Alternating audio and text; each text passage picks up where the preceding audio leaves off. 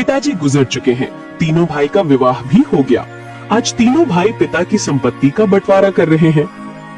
आहा, देखो भाई, मैं सबसे बड़ा हूँ, इसलिए मैं बंटवारे का काम करूँगा। बोलो, तुम लोगों को मंजूर है?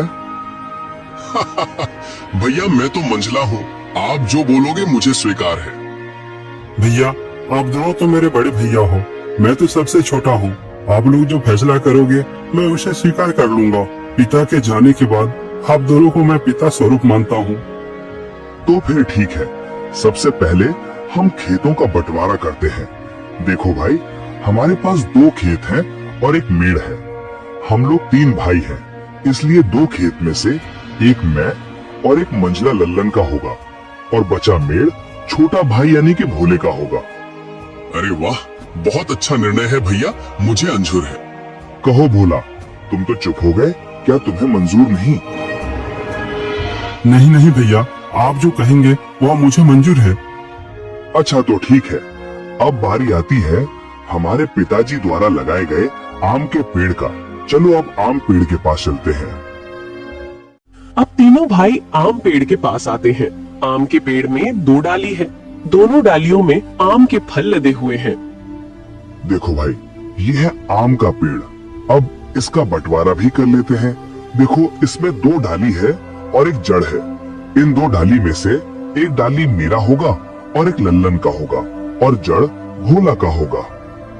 बहुत अच्छा भैया, ये फैसला भी मुझे मंजूर है। आप लोग तो बड़े हो, मैं तो सबसे छोटा हूँ। मैं भला आप लोगों के बात को कैसे टाल सकता हूँ? मुझे भी मंजूर है भैया। अब तीनों भाई घर के पास आते हैं। अब घर का बंटवारा भी होना है।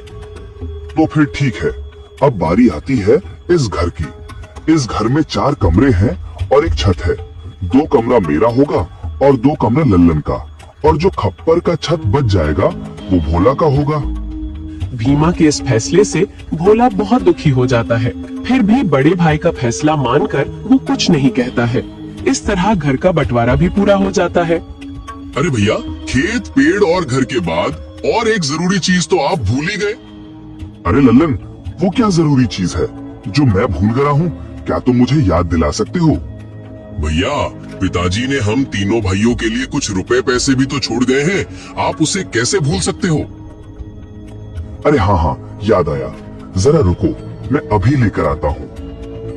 बड़ा भाई भीमा घर के अंदर से एक मटका लेकर आता है जिसमें कई सिक्के भरे थे और उनमें से कुछ पुराने जमाने के सिक्के भी थे।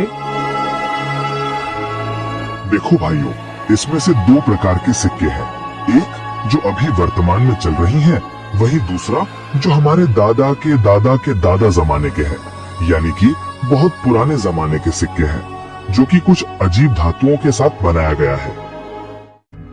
तो भैया, अब इन सिक्कों का कैसे बंटवारा करोगे आप? तो सुनो, अभी के जमाने में जितने भी सिक्के चल रहे हैं, उन सिक्कों को मैं और मंझला भाई लल्लन का होगा, और जो सिक्के बहुत पुराने हैं, जो कि पुराने धातुओं से बनाए गए हैं, वो भोला का होगा। इस तरह दोनों भाई रुपए पैसे को भी ले जाते हैं। देखो भोला, पुराने जमाने के सिक्के में सिर्फ 4 ही सिक्के बचे हुए हैं।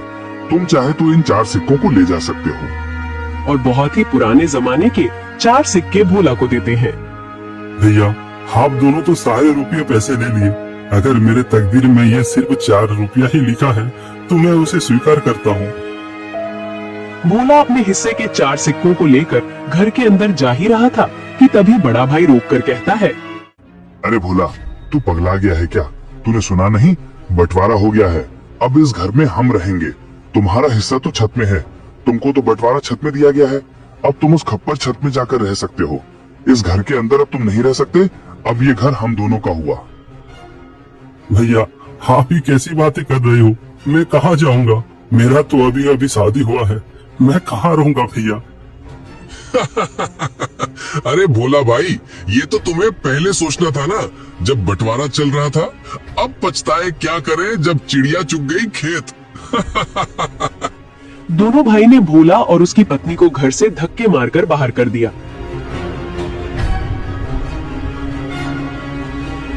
वहीं दोनों पति पत्नी गांव के तालाब किनारे अपनी एक छोटी सी कुटिया बनाकर रहने लगे।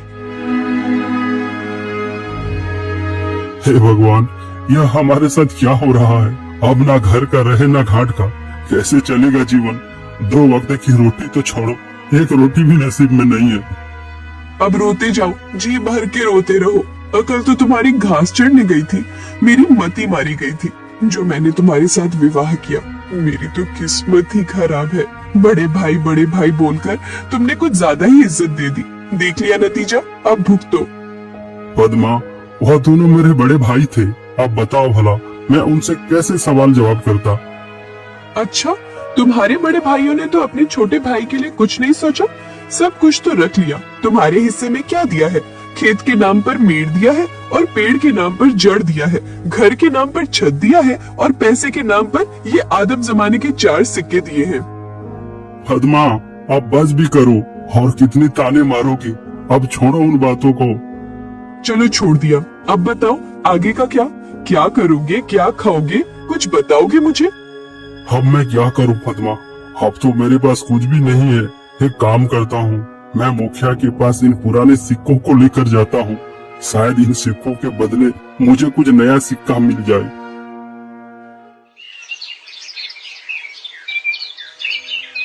भोला बड़ी उम्मीदें के साथ उन 4 सिक्कों को लेकर मुखिया के पास जाता है।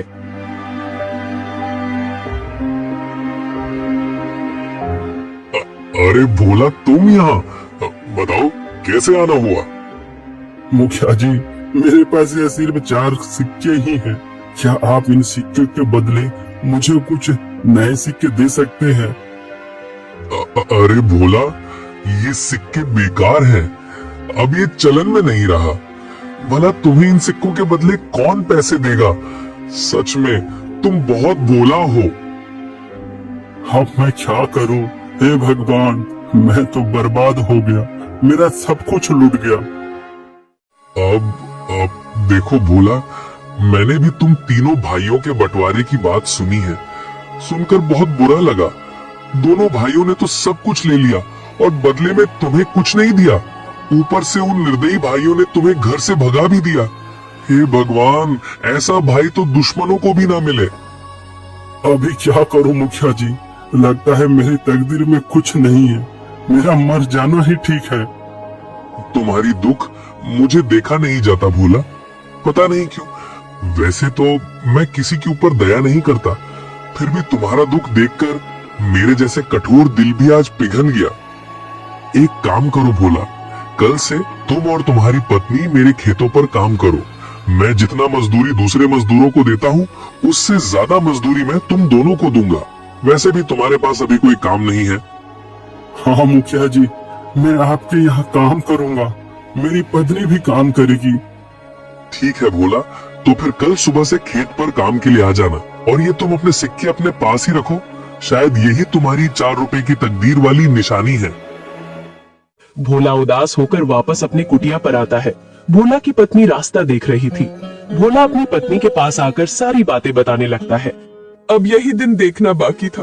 अब हमें दूसरे के खेतों में काम करना पड़ेगा। हाय रे मेरी किस्मत।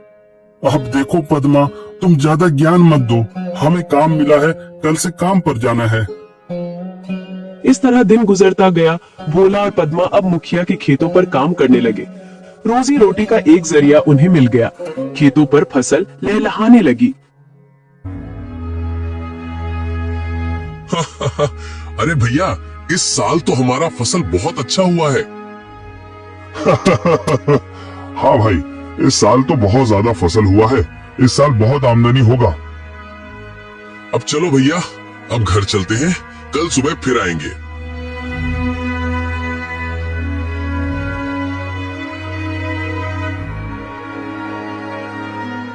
अरे पद्मा, देखो सुबह से दोपहर हो गया है, खाने का वक्त आ गया है। चलो कुछ खा लेते हैं। वैसे आज खाने में क्या है पद्मा? घर में जो भी थी रूखी सूखी सब ले आई हूँ, जाकर ठूसो। थके हारे भोला और पद्मा दोनों खेत के एक किनारे में बैठकर खाना खाने लगते हैं। अरे पद्मा, क्या हुआ? तुम अचानक खाना क्यों बंद कर दी? नहीं नहीं, कुछ नहीं। मैं तो बस ऐसे ही कुछ सोच रही थी। क्यों पद्मा, क्या हुआ? बताओ भी। देखो ना, हम कितना काम करते हैं सुबह से लेकर शाम तक। ऐसा कब तक चलेगा? क्या तुम्हें नहीं लगता कि हमारा कोई संतान भी हो जो बुढ़ापे में हमारा सहारा हो? हाँ पद्मा, बार बार मैं भी यही सोचता हूँ, पर क्या करें, यह सब हमारे हाथ में नहीं, यह तो ऊपर वालों के हाथ में है। पता नहीं किस जन्म की सजा भुगत रही हूँ। भगवान ने तो हमसे मुंह मोड़ लिया है। बेघर होकर हम भटक रहे हैं। हमारे भाग्य में कुछ नहीं, न कोई संतान, न कोई जमीन जायदाद। हाँ पद्मा, अब तो भगवान पर भी भरोसा उठने लगा है। भोला और पद्मा दोनों बातें कर ही रहे थे कि तभी वहाँ अचानक एक चिड़िया आकर बैठ जाती है। अरे अरे, ये देखो तो, यह तो एक चिड़िया है, हमारे पास ही आकर बैठ गई। लगता है इसे भूख लगी है, हमें इसे कुछ खाने को देना चाहिए। हाँ पद्मा, तुम इसे कुछ खिला दो, शायद भूख के मारे यहाँ आ गया होगा। पद्मा ने उस चिड़िया को कुछ चावल देती है। चिड़िया कुछ देर पद्मा को देखती रहती है, फिर चिड़िया उस चावल को खाकर उड़ जाती है।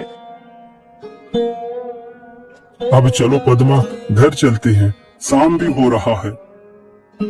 भोला और पद्मा दोनों खेतों पर काम करने के बाद अपना कुटिया पर चले जाते हैं।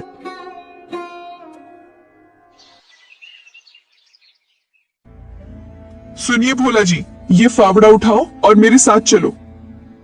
पर कहाँ? तुम फावड़ा लेकर कहाँ जाने की बातें कर रही हो? ज्यादा सवाल जवाब नहीं, मेरे साथ चलो, आज कुछ जरूरी काम करनी है। क्या? कोई जरूरी काम? वो भी इस वक्त, रात को? हाँ जी, आज हम वो काम करने जा रहे हैं जिसे आपको पहले ही कर लेना चाहिए था। पद्मा के कहने पर भोला फावड़ा उठाता है। दोनों पति पत्नी अपने उस खेत के मेड़ पर आते हैं जो उन्हें बंटवारे पर मिला था।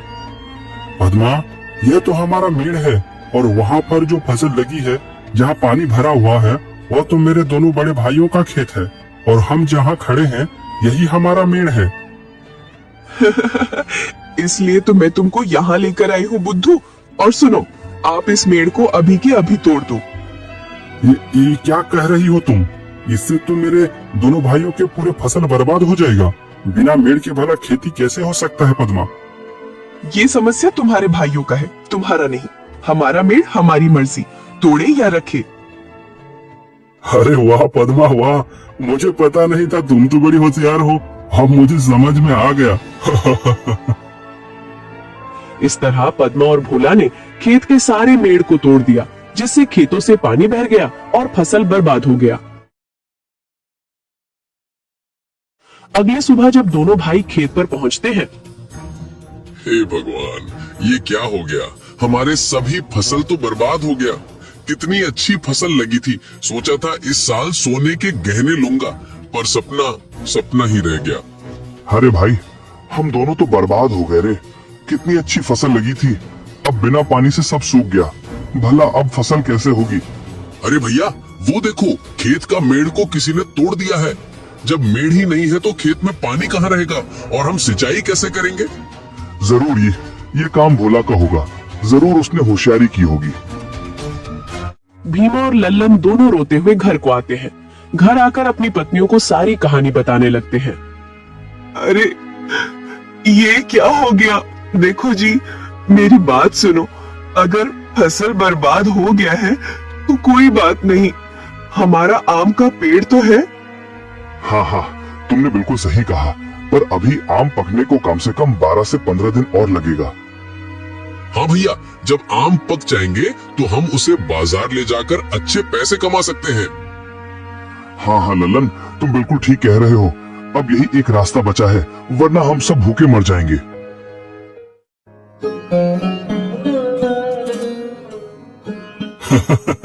अरे पद्मा, तुम तो कमाल कर दिया, मेड़ तोड़ दिया। जैसी करनी वैसी भरनी, ये उन्हीं के कर्मों का फल है। सुनो जी, आज रात हमें और एक काम करना है। अरे पद्मा, इस बार क्या करना है? अरे बुद्धू, तुम अब देखते जाओ, वो तुम्हें शाम होने के बाद ही बताऊंगी। जैसे ही शाम हुआ, पद्मा और भोला दोनों कुल्हाड़ी लेकर उस आम के पेड़ के नीचे पहुंच जाते हैं जो उन्हें बंटवारे पर मिला था। सुनो जी, क्या यही वो आम का पेड़ है? हाँ पद्मा, यही तो बंटवारे वाला आम का पेड़ है। एक डाल पर बड़े भैया और एक डाल पर मंझला भैया का अधिकार है। तो फिर हमारा हिस्सा कौन सा है? अरे पद्मा, मैंने तो पहले ही तुम्हें बता दिया था कि हमारा हिस्सा सिर्फ जड़ है, इसके अलावा और कुछ भी नहीं। तो फिर ठीक है, इस पेड़ का जड़ तो हमारा है, इसलिए इस जड़ को रखे या काटे हमारी अपनी मर्जी। दोनों पति पत्नी आम के पेड़ को काट देते हैं। आम का पेड़ नीचे जमीन पर गिर जाता है। एक जोरदार आवाज होता है। भीमा और लल्लन दौड़कर पेड़ के पास आते हैं। भोला और पद्मा को दोनों भाई पकड़ लेते हैं। अच्छा, तो तू है भोला, तू हमसे बदला ले रहा है। आज तो तेरा खैर नहीं, तुझे तो इसकी सजा जरूर मिलेगी। अरे रुको भैया, हम इन दोनों को राजा के पास ले चलते हैं और इनको कोड़े की मार वाला सजा दिलवाते हैं।